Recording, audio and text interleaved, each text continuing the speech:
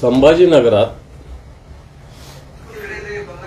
शिंदे गट आणि भारतीय जनता पार्टी, विशेषतः शिंदे गटाची मंडळी मुस्लिम मतदारांमध्ये जाऊन गोरगरीब अशिक्षित मतदारांना त्यांच्यातलेच काही दलाल हाताशी धरून आधार कार्ड, वोटिंग कार्ड जमा करायचं, बोटाला शाई लावायची आणि त्यांनी मतदान करायचं नाही, त्याच्या मोबदल्यात एक तुटपुंजी रक्कम 1000, 500, 1500, 2000 अशा पद्धतीनं त्या मतदाराला द्यायची. अशा पद्धतीनं प्रकार सुरू आहे. या संदर्भात पहिला प्रश्न असा की शाई बाहेर कशी येते, हा माझा पहिला प्रश्न आहे. आणि अशी शाई बाहेर आलेली असताना पोलीस किंवा निवडणूक आयोग अग्रेसिव्हली कारवाई का करत नाही?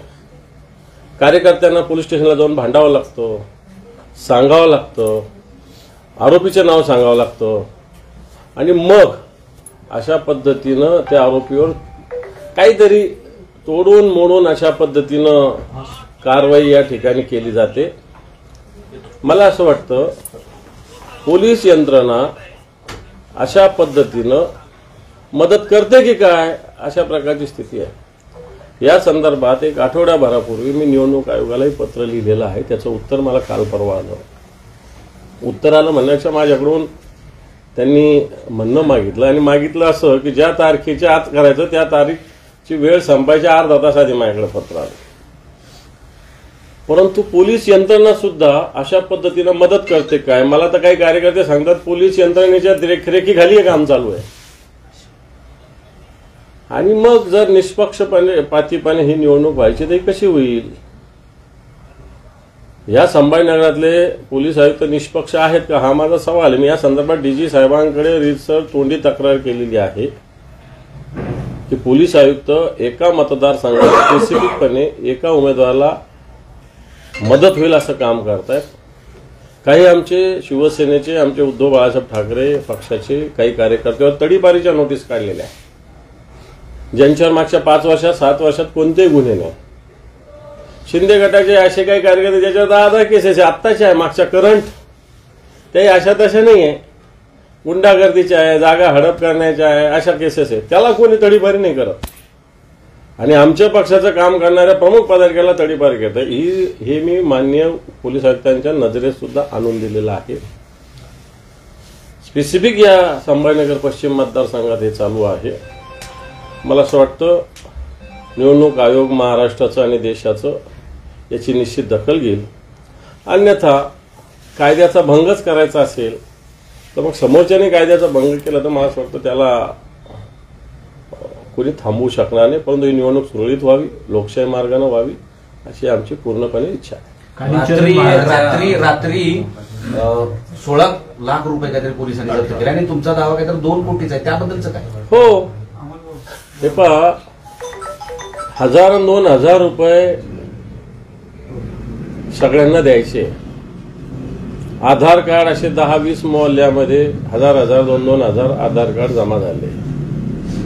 हे 1000 आधार कार्ड किंवा मतदाराला गुणिले 2000 लावले तर किती होतात?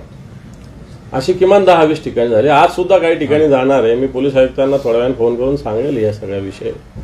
परंतु आमचे कार्यकर्ते मी तिथले अलर्ट ठेवलेले आता, विशेषतः पडेगाव मिटमिट्याचं कासंबरी दर्गा, कोणतं प्रिया कॉलनी का प्रिया नगर आहे, प्रियदर्शनी नगर आहे, असे काही भाग आहे जिथं अशा पद्धतीनं काम करण्याचा प्रयत्न शिंदे गटाकडून चालू आहे. एवढी मोठी रक्कम असताना पोलिसांनी माझ्या माहितीप्रमाणे 1,500 रुपयाची रक्कम दाखवलेली आहे. हा फक्त 1,500 रुपयाची. मात्र हा पूर्णपणे सत्ताधारी पक्षाला मदत करण्याचा प्रकार आहे.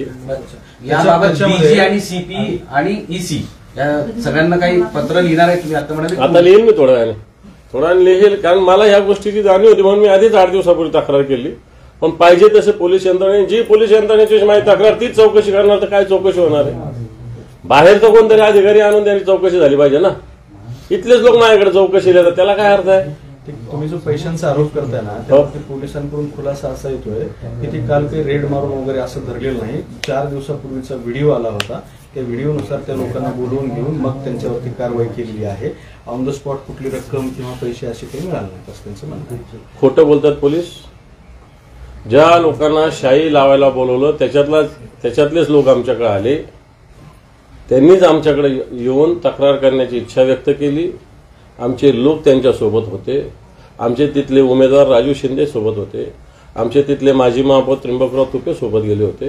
पण आम्ही घेऊन गेल्यानंतर हा गुन्हा दाखल झाला. पोलिसांचा सुमोटो गुन्हा नाही. ही कालची घटना आहे. काल या संबंधित लोकांना पोलीस स्टेशनमध्ये ज्यांनी तक्रार केली तो सुजान मतदार होता. त्याला अशा पद्धतीने शाई लावायला बोलल्यानंतर त्यांनी आमच्याकडे येऊन ही गोष्ट सांगितली आणि मग तक्रार झाली. पोलीस खोटं सांगतात. 4 दिवसापूर्वी सोडून मी हा व्हिडिओ पोलीस आयुक्तांना सुद्धा पाठवलेला आहे. कालीचरण महाराज यांच्या वक्तव्यानंतर आज संजय शिरसाट जरांगे पाटील यांच्या भेटीला गेले. जो बूंद से गई वो हौद से नहीं आती. बेगडी प्रेम संजय शिरसाट यांनी किती दाखवलं तरी जनता चांगल्या पद्धतीनं धडा ज्या पद्धतीनं मनोज जरांगेंना उतारून पातारून यांचं फार हिंदू जनजागरण सभा चालू आहे. लोकांना उल्लू बनवण्याचं काम चालू आहे. कामं काय केली दाखवा ना. मग मनोज जरांगेविषयी काहीतरी बोलणं, दुसऱ्या जातीविषयी बोलणं, आरक्षणाविषयी बोलणं. मला असं वाटतं एखाद्या महाराजाला बघून स्वतः बोला ना दम असेल तर. एखाद्या महाराजाला का पुढे करता. अशा भेटी घेऊन मला वाटतं मनोज जरांगे हुशार आहे. त्यांना सगळ्या गोष्टीची माहिती आहे. परंतु ते नुसते मनोज जरांगेच्या विषयी बोलले, सगळ्या जाती धर्माविषयी बोलले ते कालीचरण महाराज. तुमच्या या रात्रीच्या प्रकाराशिवाय जिल्ह्यात एका अपक्ष उमेदवाराला सुद्धा मारण्यात आलेला आहे. हो. एक घटना आहे. अनिल देशमुखांनाही हल्ला झालेला आहे. त्याच्यानंतर दुसरं एक आहेत धामणगावच्या भाजप उमेदवार प्रताप आडसर त्यांच्या बहिणीवरती हल्ला झालेला आहे. असे 4-5 हल्ल्याचे प्रकार घडलेले आहेत. नाही, हे चुकीचं आहे. दुर्दैवी आहे. महाराष्ट्रात असं कधी होत नव्हतं. निवडणुका आम्ही लढलो कित्येक वेळेस. लढणारे एकमेकांवर धड लढणारे उमेदवार आम्ही संध्याकाळी एकत्र जेवण केल्याच्या घटना मागच्या काळात घडलेल्या आहे. पण आता अशा पद्धतीनं हल्ले होणं, तेही जीवितावर हल्ले होणं, ते काही शाब्दिक हल्ले एकमेकावर होणं विचाराचे याला काही हरकत असायचं काही कारण नाही. परंतु असे शारीरिक हल्ले होणं कोणावरही. अनिल देशमुखावर हल्ला, जे राज्याचे गृहमंत्री झाले हे तर भयानक आहे. संभाजीनगरात आमचा एक सुरेश सोनवणे जिल्हा परिषद सदस्य राहिला आहे. भारतीय जनता पार्टीचा आहे, अपक्ष आहे तो उभा. आता कोणी केलं असेल अशा लोकांवर तुम्हीच विचार करा. मी कोणावर आरोप केला तर पुन्हा आरोप केला असं होईल. परंतु अशा लोकांवर हल्ले होतात. राज्याचे गृहमंत्री राहिलेल्या माणसावर हल्ला होतो. इथं जिल्हा परिषद सदस्य राहिला जो भाजपचा होता, आता अपक्ष उभा आहे. आता भाजपचा होता ना अपक्ष उभा आहे म्हणून हल्ला झाला. चौकशी झाली पाहिजे. नाशिक चौकशी करावी. बिलकुल झाली पाहिजे. कारण भारतीय जनता पार्टी खोटा हा मानते. मला असं वाटतं आताच्या वेळेला भारतीय जनता पार्टी या राज्यात कुठेही विजयाच्या जवळ पोहोचू शकत नाही. म्हणून अशा पद्धतीनं हल्ले करून शेवटच्या 2-3 दिवसात विरोधकाला नामोहरम करण्याचा प्रयत्न होतो. परंतु आम्ही कच्च्या गुरुचे चेले नाही. अशा हल्ल्यानंतर ताकदीनं काम करू आणि भारतीय जनता पार्टीचा या गद्दार शिंदे आणि पवार गटाचा 100% पराभव करू. कालच्या ज्या तुम्ही जे सांगितलं कालच्या घटनेत त्यात पोलीस आयुक्तांचा संबंध कसा येतो, कसं वाचवतं म्हणतात? यथा राजा तथा प्रजा. पोलीस आयुक्तांचंच याच्याकडे दुर्लक्ष करायची सूचना असेल तर संबंध कसा. मी म्हणतो नाही पोलीस आयुक्तांनी केला असं थोडी म्हटलं मी. पण मग अशा ठिकाणी ताबडतोब जर तुम्ही म्हणता 4 दिवसापूर्वीचा व्हिडिओ होता, 4 दिवस पोलीस आयुक्त झोपले होते का? पोलीस यंत्रणा झोपली होती का? हा माझा प्रश्न आहे ना. जर असा व्हिडिओ आला कुठून तर त्याची चौकशी होत नाही. त्याचे माणसं काय बाहेरचे संभाजीनगरातले त्याच भागातले उचलून टाकलं पाहिजे ना जेलमध्ये. 2 धनके दिले पाहिजे. ज्याला गरज नाही त्याला धनके देता तुम्ही, ज्याला गरज आहे त्याला देत नाही. एक निवडणूक आयोगाने शिंदेंना त्याच स्वरूपाचा राडा नाशिकमध्ये सुद्धा झाला. तिथे गणेश गीते होते पवार गटाचे, तर त्यांची कार्यकर्त्यांनी गाडी फोडली, त्यांच्या कार्यकर्त्यांनी समर्थ्यांची गाडी फोडली, असा सगळा राडा झाला. आपल्यासारखाच प्रकार नाशिकमध्ये झालेला. सेम केस आहे. गणेश गीते हा भारतीय जनता पार्टीचा नेता होता. स्थायी समितीचा नाशिकचा चेअरमन होता. त्या मतदारसंघात तो इच्छुक होता. त्याला तिकीट मिळाले नाही, राहुल ढिकले जे आहे त्याच्या विरोधात शरद पवार पक्षांच्या राष्ट्रवादी काँग्रेसकडून तो लढत आहे. आणि आता लढत असताना भारतीय जनता पार्टीनं तो गेलेला आहे. भारतीय जनता पार्टीच्या विरोधातच तो लढतोय. यंत्रणा कोणाला मदत करते मला वाटतं हे काही मी सांगण्याची गरज नाही. पिंपळवाडीच्या सभेत आणि बिडकींच्या सभेत तुम्ही आरोप केला होता की विलास भुमरेला बंकून मारहाण झाली, जोरदार मारलेले. हो. काल त्यांनी खुलासा केला की मी तोल गेला माझा पडून गेला. नेमकं खरं काय? मला असं वाटतं याचा तपास व्हावा. पोलीस यंत्रणेने याचा तपास केला पाहिजे. जे हॉस्पिटल आहे त्यांनी MLC दाखल केली का, पोलिसांनी त्याचा तपास केला का? कारण पडल्यानंतर माणसाला कुठं मार लागतो आणि मारल्यानंतर कुठं मार लागतो. आम्ही हे दोन्ही धंदे केलेले, मारलेले पण आहे मार पण खाल्लेला आहे. तर आम्हाला मार कुठं मारल्यावर कुठं लागतो आणि आपण मारल्यावर कुठं लागतो चांगलं माहिती आहे. मग तुमचं स्पष्ट म्हणणं काय? मारला कोणी? विरोधकांनी मारलं कोणी? मी सांगतोय भोसले नावाचा कार्यकर्ता आहे,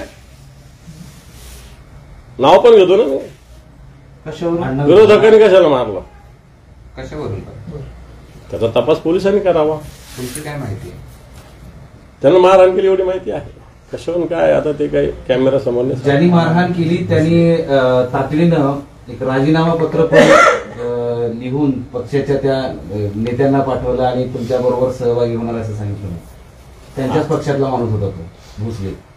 हे पहा, मी आता तुम्हाला सांगितलं की भोसले नामक व्यक्तीने काही कारणामुळे मारहाण केलेली आहे. चांगल्या पद्धतीनं मारहाण केलेली आहे. पडल्यावरचा मार आणि मारलेला मार. मी शिवसैनिक आहे, या दोन्ही गोष्टी आम्ही सहन केल्या आहे. आम्ही मारलेलं पण आहे आणि मार पण खाल्लेला आहे. त्याच्यामुळे कुठं मार लागतो आम्हाला चांगलं माहिती आहे. तसंच त्याला मारलेलं आहे. पण तक्रार का दाखल होत नाही? डॉक्टरांचं काम आहे, पोलिसांचं काम आहे.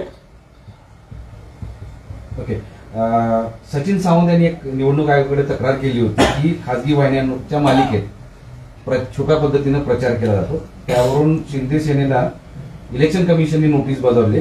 24 तासामध्ये उत्तर देण्याची सांगितलं. बरोबर. मी पण परवा कुठेतरी बघितलं, हे सहज टीव्ही लावला होता. टीव्ही तर पाहायला होत नाही असं.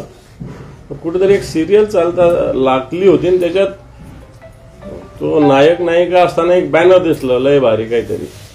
म्हणलं अरे इतर आत्ताचं होर्डिंग आणि सिरियलमध्ये कसं आलं. मला वाटतं जाणीवपूर्वक असा प्रचार घुसवण्याचा प्रयत्न दिसतोय हा.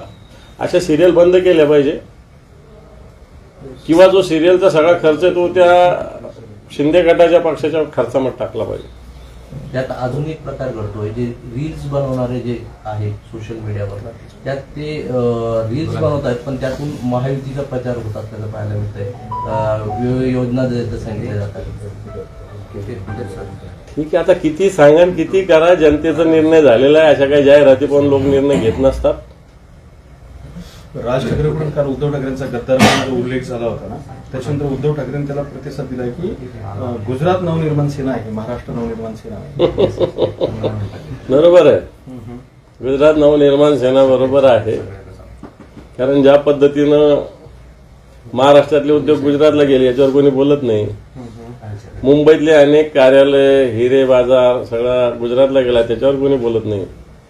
पण उद्धव साहेब जे स्वाभिमानाची, महाराष्ट्राच्या स्वाभिमानाची लढाई लढतात त्यांच्याविषयीच राजसाहेब आरोप करतात. ठीक आहे, आम्ही चांगलं नका म्हणू पण अशा लेवलला बोलणं वाटतं हे काही त्यांना शोभत नाही. सगळ्या महाराष्ट्राला माहिती आहे, देशाला माहिती आहे, उद्धवजी ठाकरे साहेबांनी एक स्वाभिमानाचा लढा महाराष्ट्राचा उभा केला आहे आणि तो देश पातळीवर नेलेला आहे. एकनाथ शिंदे सातत्याने म्हणतायत की हिंदू हृदय सम्राट बाळासाहेबांना ते म्हणतात का, हे पहा. सगळेच म्हणतात हिंदू हृदय सम्राटच आहे बाळासाहेब ठाकरे.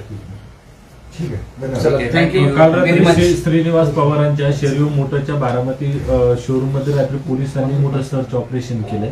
निवडणुकीच्या पार्श्वभूमीवर ही तपासणी करण्यात आली. अजितदादाची पण तपासणी केली पाहिजे ना, सगळे तिथून कुठं कुठं काय काय जातं. त्याची अक्षय शिंदेचं एन्काउंटर प्रकरण होतं, त्यात सीआयडीचा जो तपास झाला त्याच्यामध्ये त्रुटी असल्याचं मुंबई हायकोर्टाने म्हटले. त्या तपासदारावरती ताशेरे ओढलेली आहेत. हे बा, अक्षय शिंदेचा ज्या पद्धतीनं झालेला आहे त्याच्या जे दुसरे लोक होते यांना वाचवण्यासाठी झालेला आहे हे स्पष्ट होत आहे. अक्षय शिंदेचं एन्काउंटर झाल्यानंतर दुसऱ्या तिसऱ्या दिवशी ते हजर झाले, नंतर त्यांची जामीन झाली. इतक्या दिवस ते काय हजर नव्हते झाले. मला ते सगळं षडयंत्र रचलेलं आहे. अक्षय शिंदेचं एन्काउंटर झालेलं आहे, ज्यांनी केलं त्याला जबाब द्यावा लागेल. सरकार आमचं येणार, त्यास या सगळ्या अधिकाऱ्यांना याचं उत्तर द्यावं लागेल. महाराष्ट्रातून उद्योग पळवले गेले असे राहुल गांधींनी म्हटलं होतं. त्यावर देवेंद्र फडणवीसांनी गुंतवणुकीत महाराष्ट्र नंबर 1च आहे असे उदाहरणं दिले.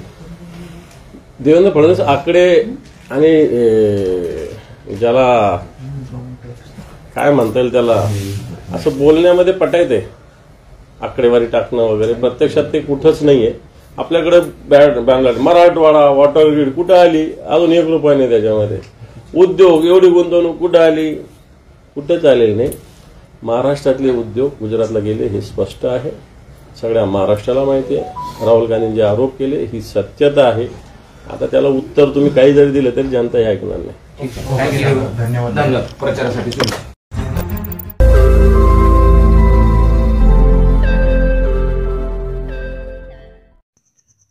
रोज नई खबरों को देखने के लिए हमारे औरंगाबाद समाचार चैनल को सब्सक्राइब कीजिए और नोटिफिकेशन पाने के लिए हमारे बेल आइकन को दबाइए ताकि हर खबर की नोटिफिकेशन आपको मिलती रहे.